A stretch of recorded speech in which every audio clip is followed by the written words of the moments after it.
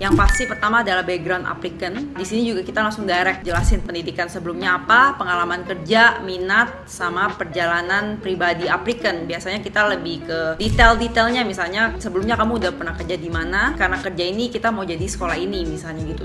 To the point aja. Nah, setelah itu poin kedua kita bakal ngomong lebih ke kenapa student applicant ini enroll ke kursus ini. Jadi kita lebih menjelaskan antara jurusan yang dipilih itu karena pengalaman kah, atau apa tujuan karirnya, atau ada rencana masa depan apa misalnya gitu dari applicant itu sendiri. Setelah itu next itu lebih fokus kenapa ke Australia, kenapa nggak negara lain, lebih ngomongin gitu, kenapa nggak Indonesia. Jadi di sini lebih jelasin alasan memilih Australia, dan juga kita perlu menjelaskan kenapa kita memilih sekolah ini, misalnya specifically kita kenapa enroll ke sekolah ini. Juga misalnya kita harus lebih fokus juga kayak memberikan sedikit comparison kalau kita sebenarnya udah ada do research Indonesia ini ada kursus ini misalnya, tapi aku lebih memilih ke Australia karena apa-apa misalnya gitu, contoh ya. Dan poin terakhir adalah rencana masa depan. Yang pasti di sini lebih menjelaskan bagaimana kualifikasi dari pilihan jurusan ini akan membantu applicant dalam karir jangka panjangnya, terutama kalau udah menyelesaikan studi